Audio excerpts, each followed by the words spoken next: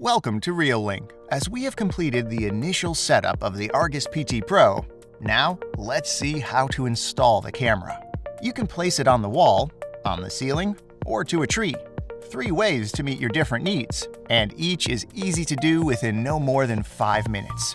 Before you start, make sure you have the following stuff at hand: the camera bracket or strap, the mounting template, screws and anchors, a hammer, an electric drill, and a screwdriver.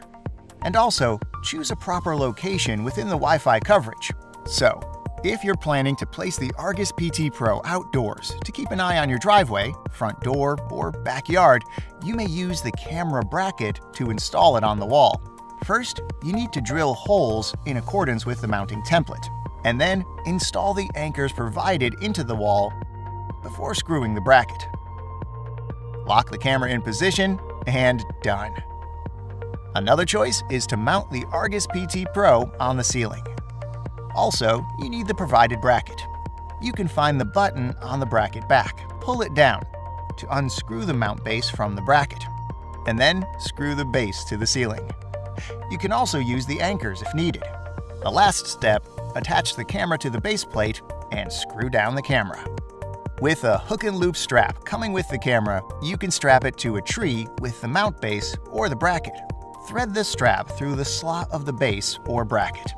Then, fasten the strap to the tree. Lastly, screw the camera to the base or bracket and you are good to go. In the end of this video, we have some tips for you. For the camera to fully function, the camera has to be mounted upside down 2 to 3 meters above the ground, and in the direction crossing the direction of intruders. Also, avoid pointing it to direct sunlight or mirrors and glass windows. That's all for how to install the Reolink Argus PT Pro. For more about installing and using the Reolink Argus PT Pro, please go to support.reolink.com.